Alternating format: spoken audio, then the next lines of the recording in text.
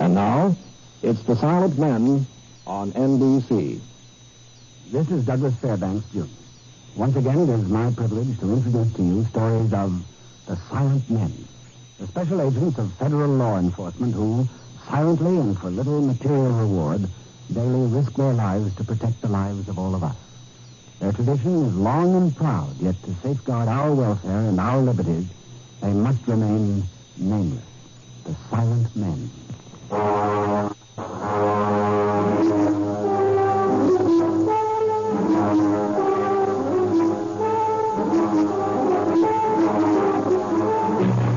Produced in Hollywood and starring Douglas Fairbanks, Jr.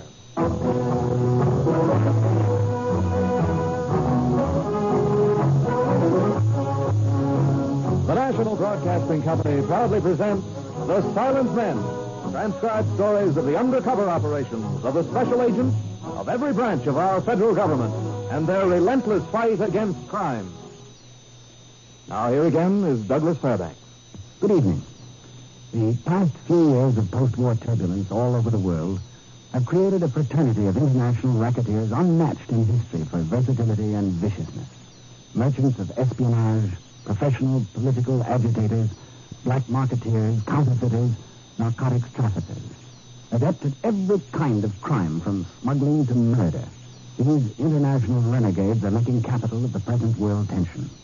To combat them, our silent men are fighting the grimmest battle in their history, at the risk of their lives, with little publicity and with the future welfare and security of every one of us in their hands. Who are these silent men to whom we owe so much? Tonight, I will assume the identity of one of them, Special Agent James Cooper, Enforcement Division, Bureau of Commerce, in our file case of the Rubber Gloves.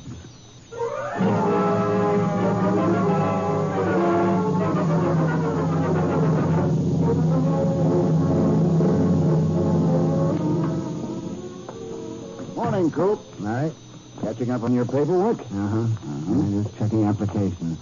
Export licenses for critical materials. How's Nancy? Getting tired of waiting. Pretty soon now, isn't it? Any day. Well, what's it going to be, boy or girl? Girl. You sound pretty sure. Of course. Well, better let Nancy know so she can cooperate and... What's the matter? This export application I was checking. Chavez and Company, Barcelona. That name sound familiar to you? Chavez. Yeah. Yeah, rings some sort of bell. Me too. Wait, I think I've got it. Should be in the notebook here. Yeah. Chavez and Company, Barcelona. Suspected as transshipment agency for strategic military materials to Eastern European countries. Investigate carefully all requests for exports to this firm. Now, what's being exported to them? Rubber gloves. Rubber gloves? That's right, Larry. Here's the application for export license. Take a look.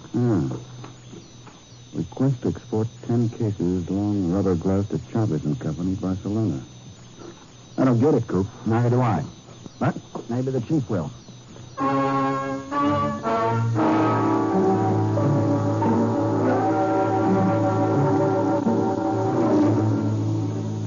Rubber gloves? That sounds innocent enough, Cooper. Yes, sir, but Chavez and Company isn't. Yeah.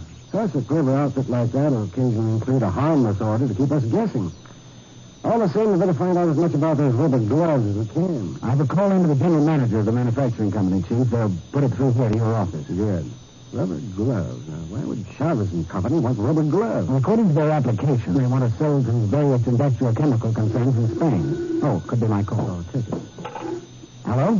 Hello, Mr. Cooper. Yeah? This is Ransford of Avalite Rubber Products. Oh, yes, Mr. Ransford. I'm Special Agent James Cooper here at the Enforcement Division, Bureau of Commerce. What can I do for you, Cooper? Your company recently filled an order for export, sir. 10 cases of long rubber gloves. That's funny. Hmm? I've been thinking about calling you fellas on that. Oh? It was brought to my attention only this morning. We were a little surprised that anyone else besides the government would want any of them. Of course... Just a minute. You've been making that type of rubber glove for our government? Yeah, that's right. Gloves are made of a special compound we've only recently developed according to government specifications. Huh. I understood unofficially that the gloves were for use in connection with a so-called Project 1065. That means anything to you? Yes, it certainly does, Mr. Ransford. Thanks. Chief, those gloves are the same kind that our boys have been using in Project 1065. 1065? Yes. the latest sequence of experiments on atomic fission.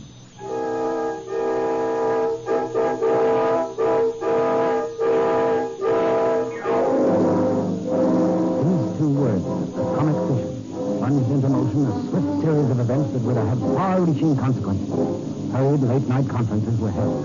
The decision was made.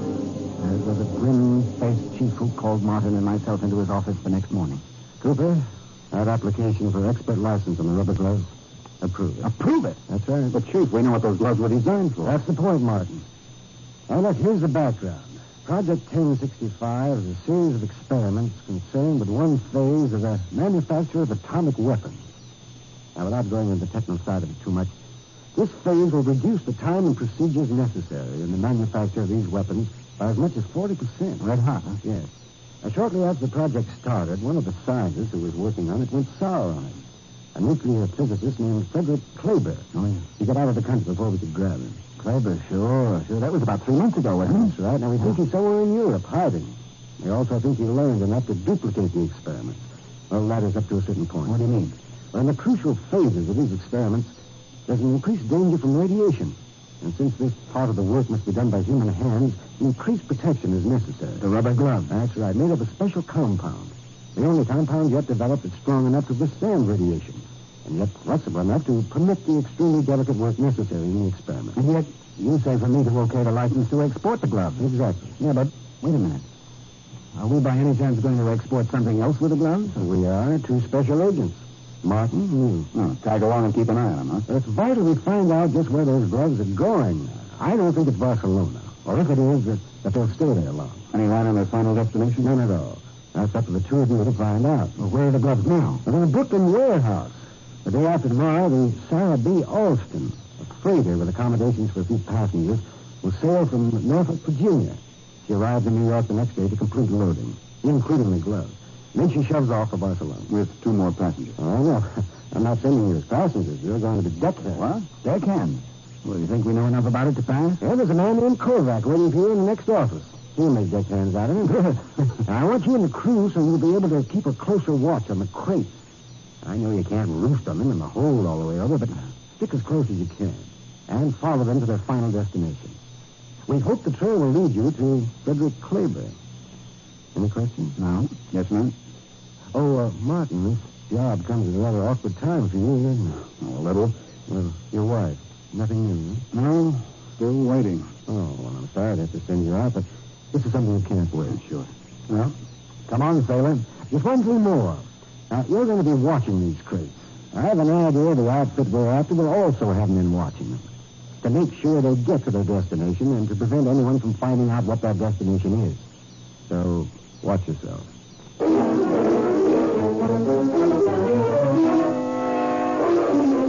Martin and I reported to Kovac, and the job of transforming us into passable deckhands began. When Kovac pronounced us ready, we decided to split up so no connection would be established between us. Martin flew to Norfolk and boarded the ship from there. I picked it up in New York. The long voyage began. We were assigned a different watch section so we could take turns keeping an eye on cargo hold number 3, where the gloves were. But nobody went near it. The days at sea slid by uneventfully, quietly. Perhaps a little too quietly.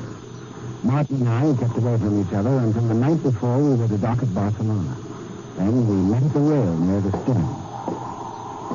Hi, Coop. How's it going, man? Okay. You? Fine. Anything about that? No, not a thing. Been pretty dull. I know. Notice any of the passengers or crew showing an interest in the cargo? Not a soul, I don't think. Watch it. Backhand coming. Let me see. Sally Barnes, a redhead, isn't she? Yeah, that's the one. Oh, sure, I know. Last time in Frisco... All right, either of you. Oh, yeah. Sure, mate. Here you are. Keep it out of the wind.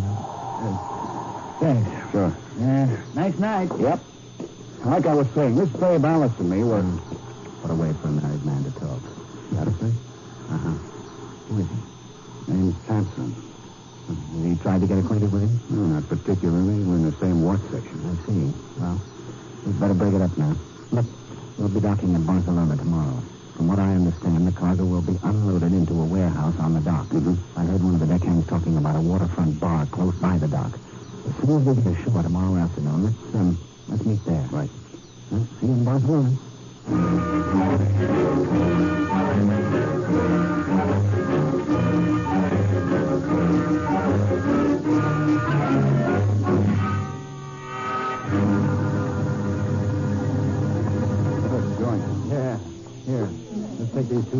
into the bar. Okay. You can see the warehouse from here. We won't be able to go on. Getting pretty dark. When it does, we can move outside. We may have a long wait. Uh-huh. But we know that crate of gloves is in the warehouse.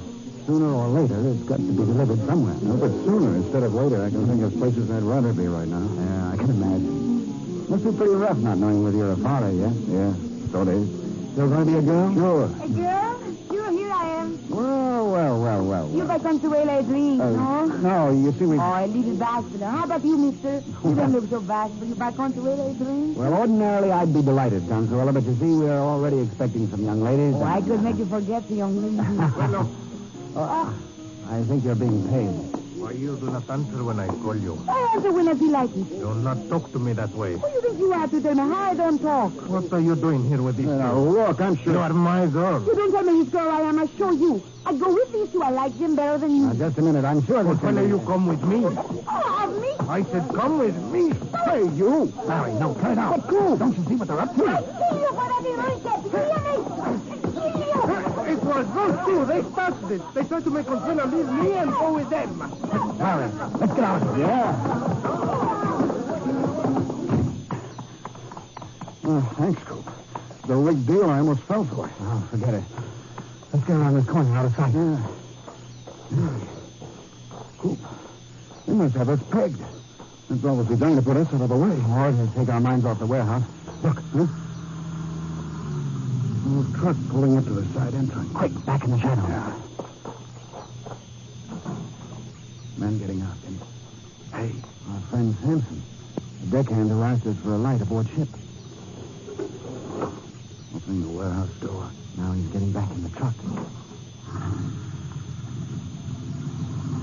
As we get inside, I'd give odds he's after those rubber gloves. Come on, Larry. It looks like the trail's heating up.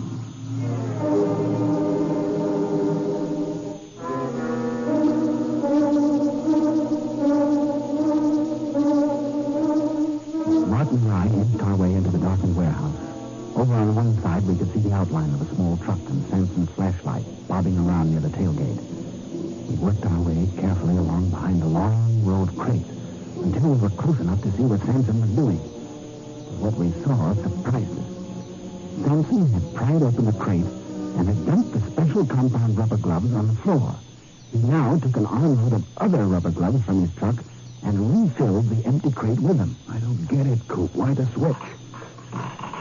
Wait. Now he's pried the board off the side of another crate. Looks like little straw baskets. Look. He's slipping the special compound gloves into that crate under the straw basket. Nailing both crates up again. Still don't get it. I think I'm beginning to. But we won't know for sure until we can get close enough for a look at those two crates. All through. Yeah, we better get down. He's driving it out.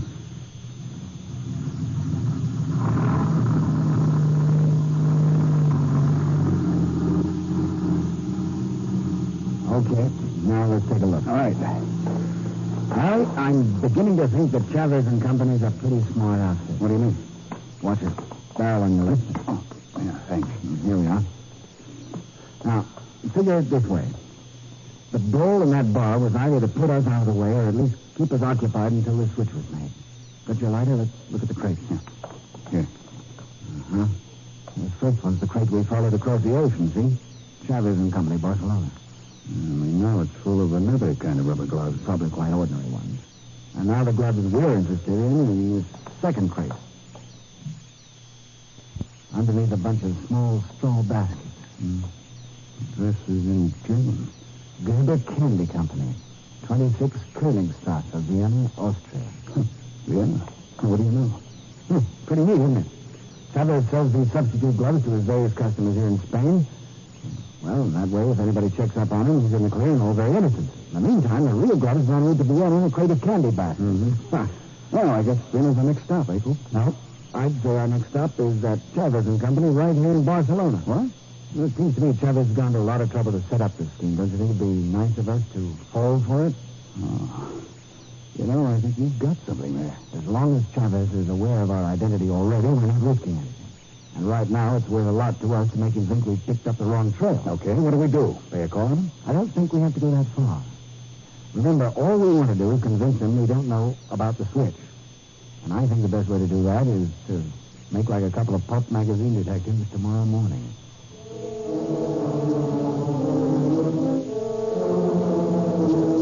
Later that night, another ship came alongside the warehouse dock. And a crate of candy baskets and special compound gloves, together with other cargo, was loaded aboard.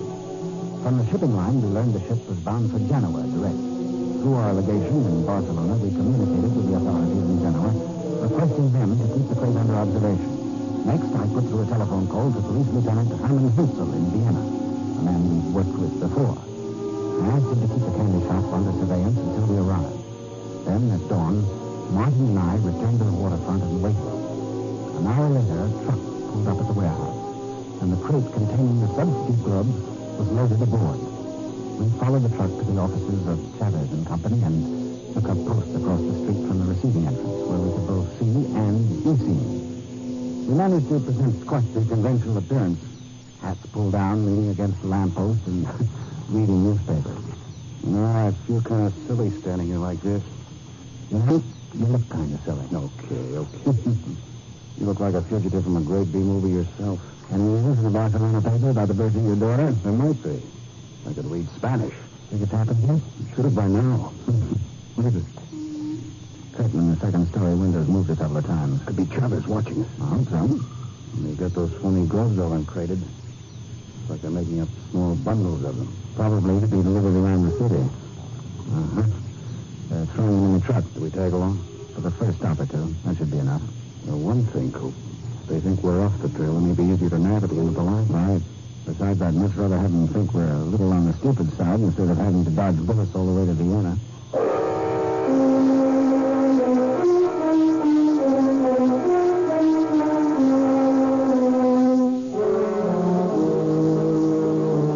followed the truck while it made the first two deliveries. Now it was time to drop the game and get back on the right trail. We took the next train to Madrid, and from there to Paris, and finally, Vienna. Lieutenant Hansel was waiting for us at the airport. Hooper! Martin! There he is. Over here! Right. Well, how are you, Hansel? I'm fine. And the two of you? Okay. Well, it's good to see you. Been quite a while, hasn't it? Yeah, it's over a year. Look, I show you something, Cooper. Huh? Don't you see? My wristwatch. Oh, of course. I'd forgotten. Yeah, last time I was here, Hansel took a fancy to my watch. I guess it was all the various dials and gadgets you got him. Yeah. So now I get one just like it. Oh, no, wait, that band. You have a different one. An expansion band. See? I never catch up with you. Well, don't worry. I'll send you one from the States as soon as we get back. Good. That's good. Now, come. My car is outside there. All right. So, what is new with you two? No, nothing much, except because Martin's daughter. A daughter. Oh, that is good. That's good. Congratulations. Well, thanks, but she hasn't exactly been born yet, I don't think. Well, what is this? She's not born yet, but already you know she's a daughter? Oh, in the United States, they make progress and everything. Good. Here we are. Now, get down to business. We have been keeping an eye on your candy shop. Oh? I think you're on the right track. Is that anything interesting with the candy shop? Not yet, but this Tiger scientist of yours, whom you think is implicated. Edward Tiger. Yeah. A man answering his description was seen briefly yesterday in the same block as the candy shop. It's quite possible he's hiding there. Good. The candy shop could Tiger be conducting his experiments there, do you think? Well, that is hard to say. There apparently is the shop in front, the back room, living quarters upstairs, and the basement. What is in the basement, we don't know. Who runs the shop? An elderly woman, Frau Gerber. And you've had it under constant observation, huh? Yeah, as you will see. We are going to that street now.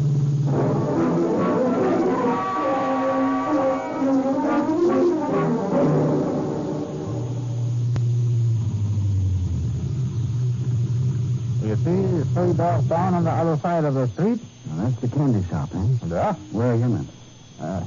See on the scaffold across the street. The painter. Yeah, he is one. And then down the block, the taxicab park. The driver is also one. And then here to our right, the window washer. You've really got it covered, Hansel.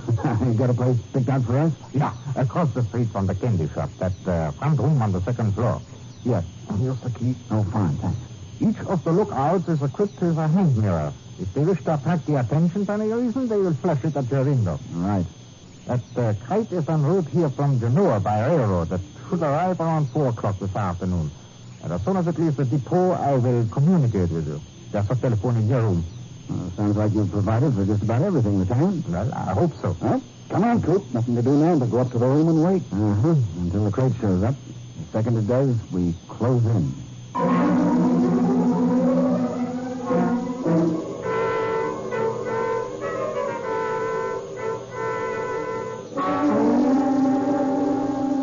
What time is it? 2 minutes after 4. The train should be pulling in any minute. And candy shop doesn't do much business. Only 3 customers all after this.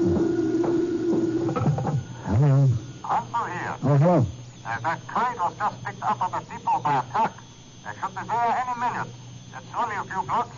I'm leaving now, and I'll be there shortly. All right. Well, it looks like good news at the candy shop will start picking up at any moment, Larry. The crate's on its way. Coop, the window. A flash of light. One of our hand mirrors, Yeah. Look, it's the painter. He's pointing down. Truck entering the alley behind the candy shop. Let's go.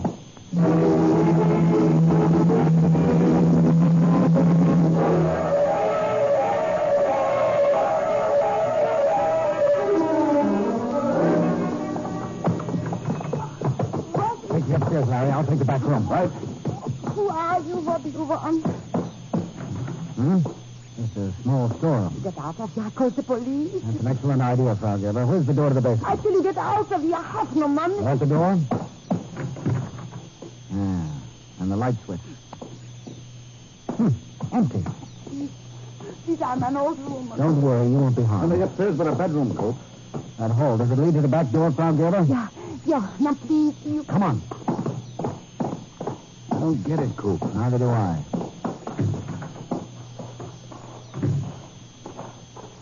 No sign of the crate. Or the truck. The truck could have shoved the crate off and kept going on down the alley, but I expect to find the crate in the candy shop, along with Frederick Kleber and his outfit.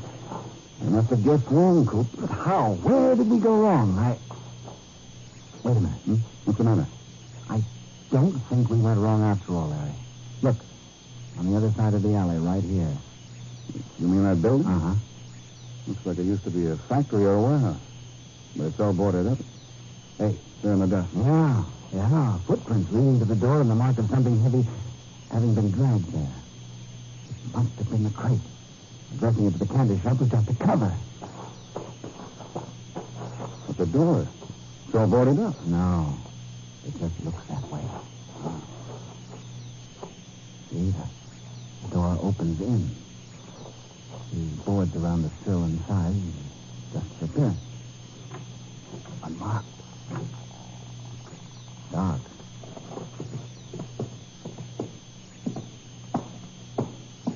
Okay, hold it. Drop your guns. Drop them fast. Okay. Now, one of you go back and push that door shut. I'll get it. Lock it. Now come back here. We'll get a little light. My 2 old pals from the ship, huh? I thought I recognized your voice, Sampson. Down those stairs, both of you. Don't get ideas. I'll be right behind you. Come on, move. Look down there, Coop. Spit it out like a lab. Uh-huh. 2 men. One who started the fight in the Barcelona brawl, and... Why? You recognize the second one? Come on. I'll say. The traitor scientist, Frederick Kleber. Come on, Enrique. Little job to be taken care of with these 2 snooper boys. What was that? The alley door. Hooper! Martin! Down here! Shut up, you. Down here! Shut up! Coop, watch out!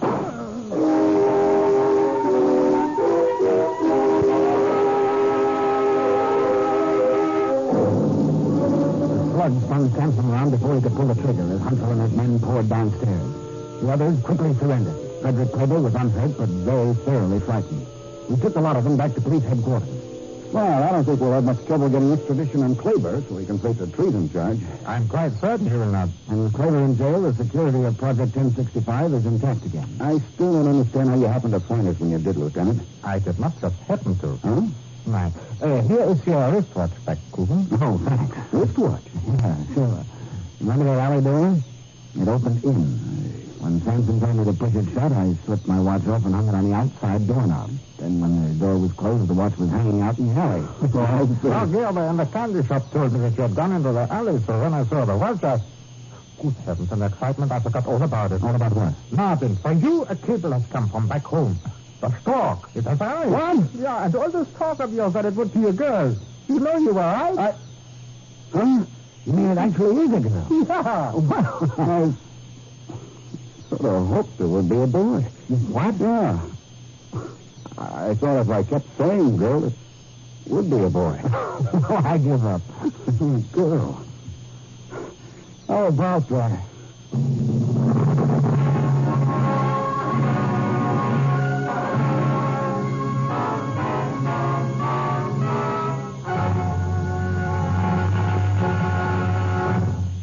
This is Douglas Fairbanks again.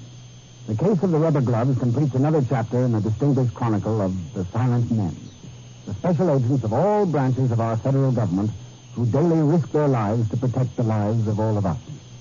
Next week, we will tell you a story of espionage in the file case entitled Death in the Mail, another venture undertaken for our protection by the Silent Men.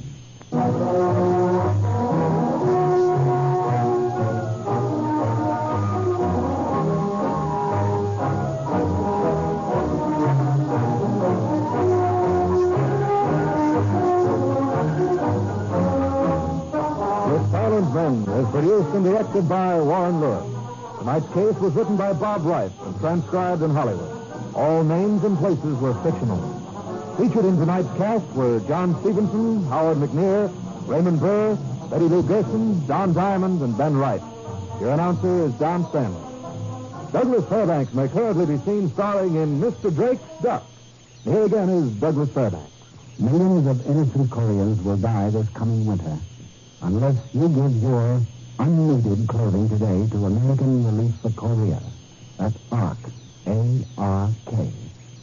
Unless you have a local collection agency, please send your used clothing prepaid today to ARK, Oakland, California, or ARK, Mass Best, Long Island, New York. Thank you.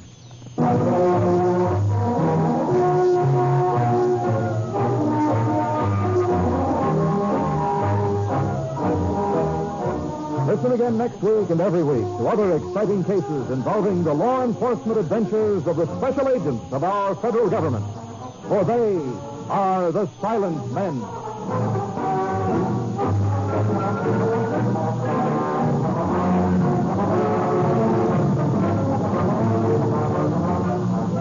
Now it's the Jubilee Show on NBC.